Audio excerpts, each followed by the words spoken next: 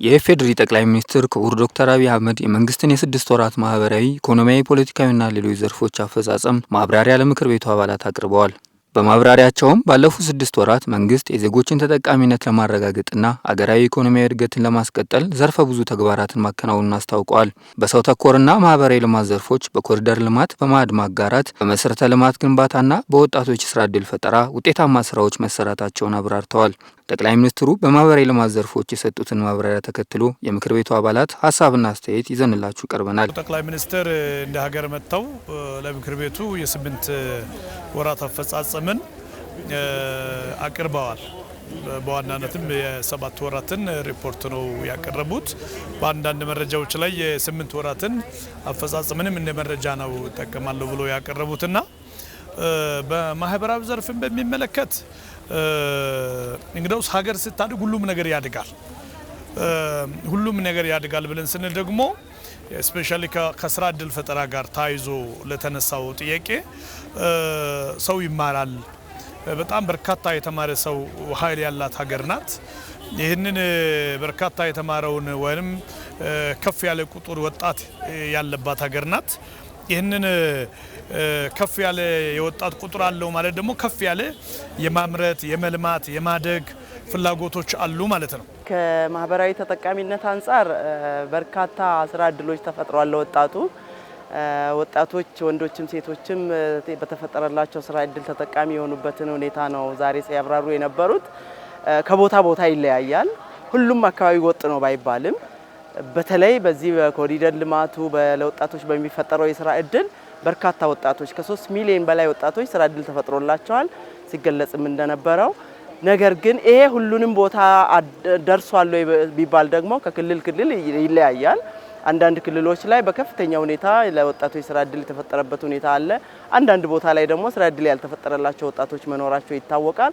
ነገር ግን አሁን በደረስንበት ዛሬ ከሰማነው ሪፖርት መነሻ እንደ አጠቃላይ እንደ ሀገር ሲታይ በርካታ ወጣቶች የስራ ዕድል ተፈጥሮላቸዋል። ከተሰጠው ማብራሪያ ዋነኛው በማህበራዊ ዘርፍ አንጻር የተሰሩ ስራዎች በዚህ በ6 ወር ምን ይመስላሉ የሚሉት ነው። እነኚህ የማህበራዊ ዘርፍ ስራዎች ውስጥ ደግሞ ትልቁ በተለይ ከኮሪደር ልማት ጋራ ይሄ ስራ አንደኛ ሰው ተኮር ስራ አፈጻጸም ነው። በምክር ቤት ክትትልና ቁጥጥራችንም ባለፉት 6 ወራት በየቋሚ ኮሚቴዎች ሲታዩ ሲገመገሙ የመጣንበት ሂደት አለ። በዛም ላይ በአካልም ተገኝተን ያለበት ነባራዊ ሁኔታ ያየንበት ነው። ምላሹም ከአየነው በተጨባጭ ወርደን ካየነው በጣም የተለየ ነገር አይደለም። ምክንያቱም ለኮሪደር የሚነሱ ዜጎች በምን መልኩ ነው የሰፈሩት፣ የት ነው ያረፉት፣ ምቹ ሁኔታዎች፣ መሰረተ ልማቶች ተሟልቶላቸዋል በሚል ያየናቸው ስራዎች በጣም አበረታች የነበሩበት ሰው እንደ ሰው ተኮር የሆነ የመንግስትን ስትራቴጂ የተሳካበትና ከነበረበት ቦታ ተነስተው በልማት የተነሱት ወደ ተሻለ ቦታ የትምህርት አክሰስ ያለበት፣ የውሃ አክሰስ ያለበት፣ የመንገድ አክሰስ ያለበት እና በተሟላ መልኩ የሰፈሩበት ሁኔታ ነው። ከሚሰሩ የልማት ስራዎች አንዱና ዋነኛው የኮሪደር ልማት ስራዎች ናቸው። የኮሪደር ልማት ስራዎች በአዲስ አበባ ከተማችን በሁለት ምዕራፎች ሲሰሩ ቆይተው አመርቂ ውጤትን አስገኝተዋል። ይህ በአዲስ አበባ ውስጥ የተገኘው ውጤት ደግሞ በክልል ከተሞችም የተስፋፋና በትላልቅ የክልል ከተሞች ውስጥ በሰፊው የተሰራ ያለበት ሁኔታን የገለጹት በሚዲያም እንደምንመለከተው ሰፊ ስራዎች ተሰርተዋል ማለት ነው። እንግዲህ የኮሪደር ልማት ስንሰራ ትልቁና ዋነኛው ነገር ንጹህና ለኑሮ ምቹ የሆነች ከተማን መፍጠር ነው ትልቁና ዋነኛው ዓላማ። አሁን ላለው ትውልድ እንዲህ ንጹህ ሁኔታን መፍጠር እንዳለ ሆኖ ለሚቀጥለው ደግሞ ለመጪው ትውልድ ደግሞ ንጹህ ሀገርን ለማስረከብ ያለመ ስራ እየተሰራ ነው ያለው ማለት ነው። መንግስት ያሉኝ የስራ አጥ ወይንም የስራ ለመስራት አቅም ያለው ጉልበት ያለው አካል ከፍ ያለ ነው ብሎ ከውጭ ሀገራት ጋር የህግ ማዕቀፍ አዘጋጅቶ ሰዎች የስራ እድል እንዲያገኙ እንዲለሙ እንዲቀየሩ ሀገራቸውም ላይ አስተዋጽኦ እንዲያበረክቱ ቁጥሩ በጣም ብዙ መሆንና በጣም ትንሽ መሆኑ አይደለም። የህግ ማዕቀፍ ኖሮ በሄዱበት ሀገር እንዳይበዘበዙ ሰውኛ ማንነታቸው ተጠብቆ ስብዕናቸው መብታቸው ጥቅማቸው ተከብሮላቸው ዜጎቼ እዚህ ሀገር አሉ ይህን ያክላሉ እየሰሩ ነው ብሎ እዛ ያሉ ኤምባሲዎች የሚከታተሉበት ስርዓት ተፈጥሮ ምቹ መደረጉ ትልቅ ትርጉም ያለው ነው ማለት ነው። ሁለተኛው በሀገር ውስጥ ያሉ አቅሞቻችን ምንድናቸው ተብሎ በሀገር ከፍተኛውን የስራ እድል የፈጠረው ግብርና ነው። እንደዚሁም የኢንዱስትሪና ሌሎች አገልግሎት ዘርፎች ከፍተኛ ድርሻ ካዙ የስራ እድል በመፍጠር ከፍተኛ ድርሻ ያዙ ናቸው።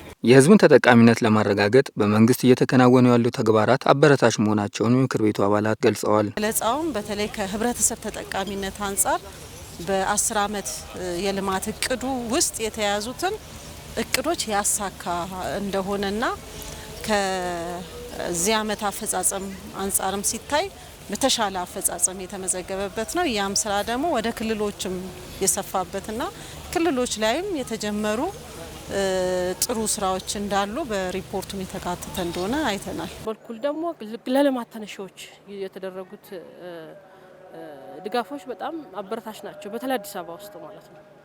በተለይ አዲስ አበባ ውስጥ ያለው ከፍተኛ ቁጥር ያለው የልማት ተነሺ በየአካባቢው በሚሰሩ ስራዎች ውስጥ አስፈላጊ የሆነ ድጋፍ ተደርጎላቸው የተሻለ ለኑሮ በፊት ከነበሩበት የተሻለ ቤት ተገንብቶ የመኖሪያ ሁኔታቸው ምቹ ተደርጎላቸው ትምህርት ቤት ተገንብቶላቸው በዛ አካባቢ መሰረታዊ የሆኑ ለኑሮ የሚያስፈልጉ ነገሮች እንዲሟላ ተደርጎ ቦታ ሽፍት የተደረገበት ወይ ደግሞ የተቀየረበት ሁኔታ በጣም ጥሩና የሚበረታታ ነው። ከሰማነው ሪፖርት መነሻ እንደ አጠቃላይ እንደ ሀገር ሲታይ በርካታ ወጣቶች የስራ እድል ተፈጥሮላቸዋል። ከዚህ በፊት ቀን ነው ስራ የሚታወቀው፣ በቀን የተገደበ ነው የስራ ባህላችን። አሁን ግን በተለይ አዲስ አበባ አካባቢ የምናየው በአንዳንድ ክልሎች ላይ የምናያቸው ወጣቱ ቀንም ማታም እንደሚሰራ ማታም ምሽትንም ጭምር ስራዎች እየተሰሩ ያሉ ስራዎች የጠቅላይ ሚኒስትሩ ኢኒሼቲቮች በተለይ የኮሪደር የከተማ ልማቱ ከተማን የማሳመሩ ስራ ለወጣቶች ሰፊ የስራ እድል የፈጠረበት ሁኔታ ነው ያለው። በዚህም ውጤታማ እንደሆንን ነው ዛሬ የገመገምነው። የምክር ቤቱ አባላት በሚያከናውኗቸው የህዝብ ውክልና ስራዎች የማህበረሰቡን የልማትና የተጠቃሚነት ጥያቄዎች ደረጃው ለመፍታት የበኩላቸው እንደሚወጡም ገልጸዋል። ህዝባችንም የሚያነሳው ለመልማት ካለው ፍላጎት የተነሳ በርካታ ጥያቄዎችን ከመሰረተ ልማት አንጻር፣ ከግብርና አንጻር፣ ከወጣቶች ስራ እድል ፈጠራ አንጻር፣ ከጤና ከማህበራዊ አንጻርም ከመድኃኒት እጥረት በርካታ ነገሮችን ያነሳል። የነዳጅ ውድ መሆን፣ ዋጋው እጅግ በጣም እጥፍ ድርብ መሆን በርካታ ነገሮችን ህዝቡ አንስቷል። ነገር ግን ከነዳጅ ጋር ያለው ከማዳበሪያ ጋር ያለው ነገር በምንመለከትበት ጊዜ እነዚህ ጉዳዮች በሀገራችን የሚመረቱ አለመሆናቸው ትልቅ ችግር ነው። ከውጭ ሀገር ነው የሚመጣው፣ በውጭ ምንዛሪ ነው የሚገኘው። ስለዚህ ከዚህ የተነሳ የገጠመ እጥረት ነው። ያም ቢሆን ግን መንግስት ክፍተት የለም አላለም። ቁጥጥር ይደረጋል፣ ክትትል ይደረጋል። በሀገራችን አምርተን ኤክሰስ ማግኘት እስከምንችል ድረስ ግን እጥረቱ የሚቀጥል ይሆናል የሚል ነውና ያም ሆኖ ግን እጅግ በጣም እጥፍ ድርብ የሆነ አላግባብ ዋጋ በመጨመር ነጋዴዎች አላግባብ ዋጋ በመጨመር ማህበረሰቡ ላይ ተጠቃሚው ማህበረሰብ ላይ እየፈጠሩ ያሉትን ጫናዎች መንግስትም እንደ መንግስት ከዚህ በኋላ ክትትል ቁጥጥር እንደሚያደርግ እየተደረገም እንደሆነ ተገልጿል። ሆኖም ግን አርሶ አደሩ የሚያነሳው የግብአት የማዳበሪያ ጉዳይ ከዚህ በፊት ከነበረው የተሻለ እንደሆነ አሁንም በወቅቱ ማዳበሪያ ይቅረብልን የሚል ጥያቄ ነው። መንግስትም አሁንም እያቀረበ ያለው ለአርሶ አደሩ ማዳበሪያ በጊዜ እንዲደርስ እያደረገ ያለው ጥረትም እጅግ ከፍተኛ ነው። ከዚህም ጋር ተያይዞ ምርትና ምርታማነትም እንዲጨምር እንዲያድግ እየተሰራ ያለው ስራ የሚናቅ አይደለም። መንግስት ትልቅ ትኩረት ተሰጥቶ ከሚሰሩ ዋና ስራዎች አንዱ የስራ እድል ፈጠራ ነው። የስራ እድሉ በሀገር ውስጥም በውጭም የስራ እድል ፈጠራዎች በዘርፍም ታይቷል። የግብርናው ዘርፍ ምን እንደሚመስል በኢኮኖሚው ረገድ በአገልግሎቱ ረገድ የተፈጠሩ የስራ እድሎችን በዝርዝር አስቀምጧል። በጥቅሉ እየተሰሩ ያሉ ስራዎች ከተያዘው እቅድ አንጻር ከፍተኛ ዳታ የያዘ ከፍተኛ የስራ እድል የተፈጠረበት እንደሆነና በተለይ ኮሪደር ልማቱም ጭምር ለዚህ ትልቅ አስተዋጽኦ እንዳደረገ ያሳዩበትም መድረክ ነው። ምክንያቱም የኮሪደር ልማት አንድም ለከተማ እድገት እድል ይሰጣል፣ በተጨማሪ ደግሞ የስራ እድሎችን በመፍጠርም ረገድ ትልቅ አስተዋጽኦ ያደረገ ነው። በተቀናጀ ግን እንደ ሀገር ለስራ እድል ፈጠራው በተለይ በግብርናው ዘርፍ የተፈጠረው የስራ እድል፣ በአገልግሎቱ ዘርፍ የተፈጠረው የስራ እድል፣ በሌሎችም ዘርፎች ሰፊ የስራ እድል የተፈጠረበትና በቀጣይ ይሄንን አጠናክረው እንደ መንግስት እንደሚቀጥሉም ጠቅላይ ሚኒስትራችን በሰፊው አብራርተዋል። እኛም እንደ ምክር ቤት ይሄ ተግባር በክትትልና ቁጥጥራችን ውስጥ አስገብተን ሁሉም ቋሚ ኮሚቴ ለክትትልና ቁጥጥር ሲሆን ምን ያህል የስራ እድል ተፈጥሯል ብሎ እንደ አንድ ነጥብ ይዞ የሚከታተለው ተግባር ነው። የተሻለ ነው የሚል አስተያየት አለኝ። እንደ ህዝብ ተወካዮች ምክር ቤት ደግሞ የኛ ሚና እጅግ በጣም ከፍተኛ መሆኑን ነው። ሚናችን እጅግ በጣም ከፍተኛ ነው። ከህዝባችን የሚነሳውን ጥያቄ አምጥተን እዚህ ጋር ማቅረብ ብቻ ሳይሆን የኛ ስራ የተሰሩ ስራዎችን የተሰሩ ልማቶችን ወርደን አይተን ያየነውን መልሰን ለነሱም በመንገር ቀጣይ ላይ እነዚህ የምታነሷቸው ነገሮች ደረጃ በደረጃ የሚሰሩ የሚፈጸሙ ተግባራት ናቸው የሚለውን እያስገነዘብን እየሄድን ነው። እንደ አጠቃላይ ግን እንደ ውክልና እንደ ህዝብ ተወካይነታችን እኛ የሚጠበቅብንን ማድረግ ከኛ በጣም ይጠበቃል። አንደኛ ነገር ህብረተሰቡ ከድህነት ለመውጣት ምርትና ምርታማነትን ለመጨመር የፍጆታ እቃ ብቻ ሳይሆን ውድ የሆነው የምንመገበው ምግብ ጭምር ውድ ነው የሚሉትን በማልማት በመስራት በግብርና ምርታማነትን በመጨመር ከድህነት መውጣት እንደምንችል እንደገና ደግሞ ውድ ሆነ ሁሉ ነገር የሚለውን ሁሉም ሸማች ሆኗል። ሁሉም ወደ ገበያ ነው የሚወጣው፣ ሁሉም ወደ ወፍጮ ቤት ነው የሚሄደው። ይሄ እንዳይሆን አርሶ አደሩ ምርቱን ባሳደገ ልክ ገበያን በዛ ልክ እንደሚጠግብ እንደሚያገኝ ግንዛቤ እየፈጠርን ለአርሶ አደራችን ባለችው ጥቂት መሬት ምርትና ምርታማነትን በሚያሳድግ አግባብ ቴክኖሎጂዎችን በመጠቀም እንዲያመርቱ የማስተማር ስራ የኛ ይሆናል።